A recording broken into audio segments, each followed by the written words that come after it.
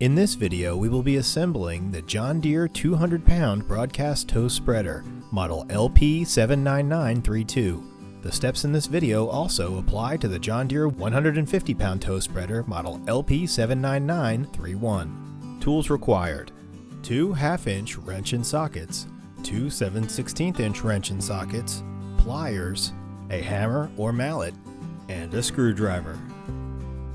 Please note, there is a hardware identifier on pages 6 and 7 in your manual. The illustrations on those pages are to scale for faster identification of hardware during assembly. Also note, the hardware packs for this assembly are organized and numbered to match the steps of this manual. Step 1A. Installing the axle. Note, the alignment of the gearbox is crucial. The frame and transmission must be aligned as shown. Slide the axle assembly through the square holes at the base of the frame, making sure the frame and transmission are aligned as shown, with the Zerk fitting facing backwards. Step 1B. Add the bushings by sliding them over the axle ends and fitting the square openings into the base of the frame. Step 2. Installing the drive wheel. On one end of the axle, add a 5/8-inch washer, an axle spacer, a second 5/8-inch washer, and then the wheel. Secure the wheel in place with the Clevis pin by making sure the hole in the axle and the hole in the wheel extension are aligned so the Clevis pin slides easily through both. And secure the Clevis pin in place with the cotter ring. Step 3. Installing the second wheel. On the opposite end of the axle, add a washer, a spacer, another washer, and then the wheel. Note, an extra washer is provided to remove any play in the axle and wheel. After adding the wheel, add 1 or 2 washers as needed, then secure the wheel in place with the roux ring. By sliding the pin of the roux ring through the hole in the axle, and clipping the circular part of the roux ring over the end of the axle. Step 4. Attach the cross brace to the inside of the frame, making sure to align it as shown. On one end, insert a 5/16-inch by 2-inch bolt and secure beneath the frame with a 5/16-inch lock nut. Repeat this step on the other side, lining up the holes in the cross brace and the frame, and sliding a 5/16-inch by 2-inch bolt through both pieces, and securing the frame in place with a 5/16-inch lock nut.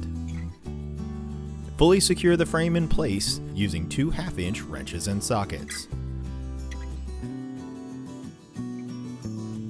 Step 5. Attaching the tow bar. Note, for this step you will need to know the height of your vehicle hitch from the ground. For hitch heights 9 inches or below, orient the tow bar with the bend favoring the ground. For hitch heights over 9 inches, orient the tow bar with the bend favoring upwards. Then loosely bolt the tow bar to the cross brace using 2 5/16-inch by 2-inch bolts and securing from below with 2 5/16-inch lock nuts. Loosely tighten with a 1/2-inch wrench and socket. And note, we will fully tighten these bolts later on step 8. Step 6. Adding the Clevis plates. Sandwich the Clevis plates around the tow bar, aligning the holes in the Clevis plates up with the 2 holes in the end of the tow bar as shown. Then, run 2 5/16-inch by 2-inch carriage bolts through all 3 parts and secure the Clevis in place from below by adding a 5/16-inch washer and a 5/16-inch lock nut onto the end of each bolt. Then add the drawbar pin and secure the pin from below with the hairpin cotter. Then tighten both lock nuts with a 1/2-inch wrench to secure the Clevis in place. Step 7. Adding the frame bracket supports. Insert the tube plug into the end of the tow bar. You may need a hammer or mallet to carefully tap the plug in place. Then line up the holes in the 2 frame support brackets with the holes in the base of the riser bar. Pass 2 5/16-inch by 2-inch bolts through all 3 pieces and loosely secure the frame support brackets to the tube plug using two 5/16" lock nuts. This hardware will be fully tightened on the next step. Step 8. Line up the end hole in the base of the frame support bracket that you just assembled with the hole in the tow bar, and attach the frame support brackets to the tow bar by sliding a 5/16" by 2" bolt through the frame support brackets and tow bar and adding a 5/16" lock nut. Then line up the holes in the arms of the frame support bracket with the holes in the middle of the frame, and attach the frame support brackets to the frame by sliding a 5/16" by 2" bolt through each of the frame support brackets and frame, and securing in place with a 5/16" lock nut. After ensuring the tow bar is squared up to the frame, go back and tighten all of the bolts from step 5 and step 7 using two 1/2" wrenches and sockets. Step 9. Adding the fan. Slide the felt washer onto the fan shaft, then slide the fan onto the fan shaft.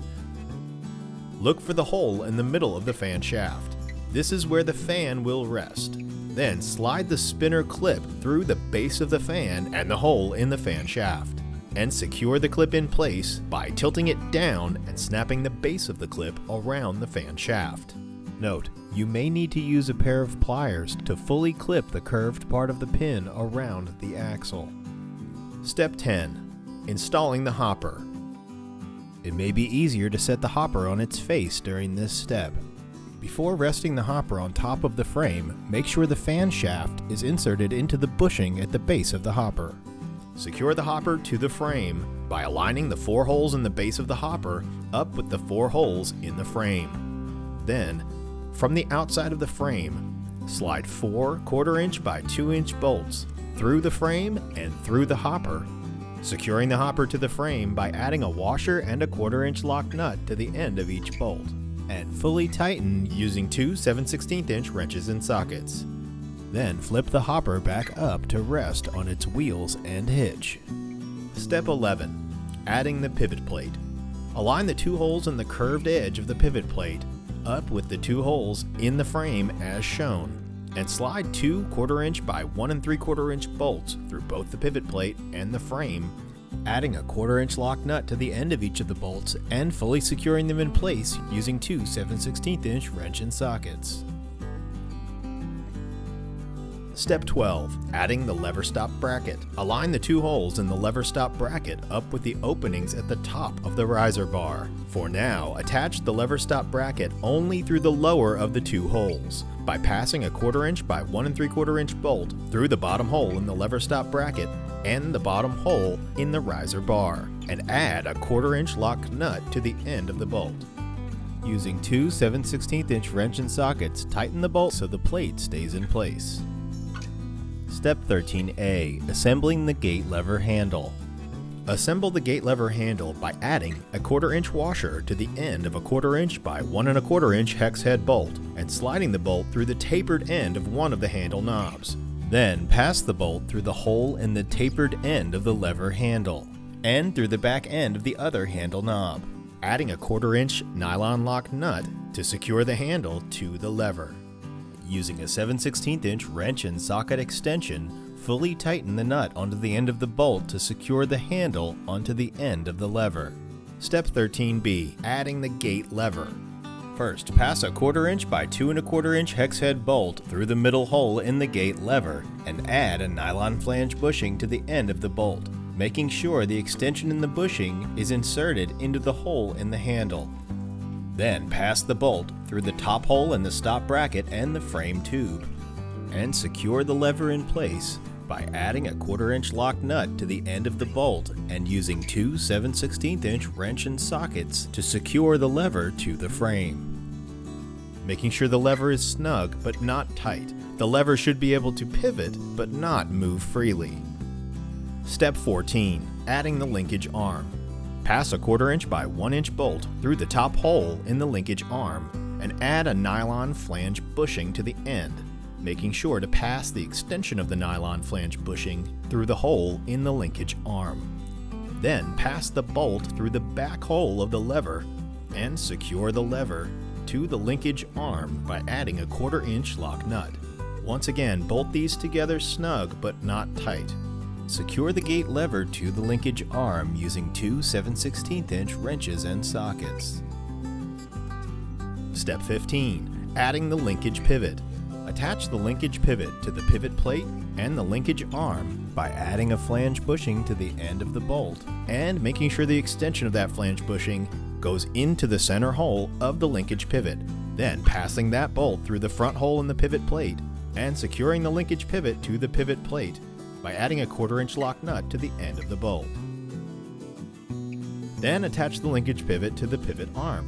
Add a flange bushing to the second 1/4 inch by 1 inch bolt from the opposite direction as the last bolt. Pass it through the bottom hole of the linkage arm, making sure the extension in the flange bushing goes into the hole at the base of the linkage arm.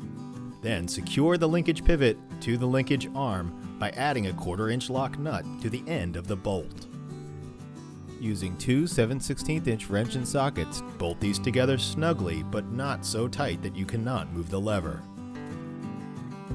Step 16. Adding the linkage pin. Insert the linkage pin through the base of the linkage pivot that was added in the last step and secure it in place with a 1/4 inch lock nut. Using a screwdriver to hold the linkage pin in place, tighten the pin in place using a 7/16" socket wrench. Note, bolt these together snugly but not so tight that you cannot move the lever. Step 17A. Adding the linkage rod. Thread a 1/4 inch lock nut about 3/4 of the way down the threaded end of the linkage rod. Then insert the bent portion of the linkage rod through the hole in the gate link, and pass the threaded portion of the linkage rod through the hole in the linkage pin. Note, this may take some adjustment of the pin using a screwdriver and wrench to line the hole of the pin up with the linkage bar. Add the second 1/4 inch lock nut to the other end of the bolt on the other side of the linkage pin to secure the linkage rod in place. Step 17B. Adjusting the linkage and gate. Now operate the handle to see if the gate closes fully. You will need to adjust the position of the 2 lock nuts that were just added so that the gate closes fully or is no more than 1/16 inch past the fully closed position.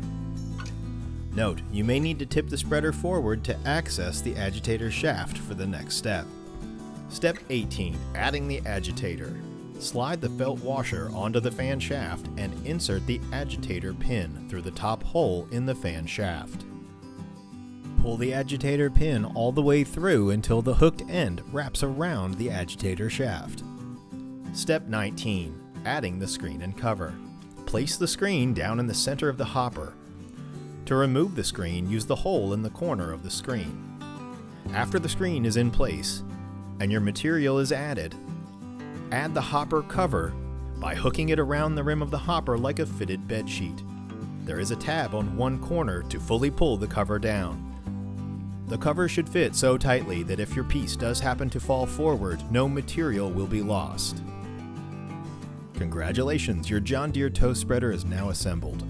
For questions, call customer service at 866-218-8622.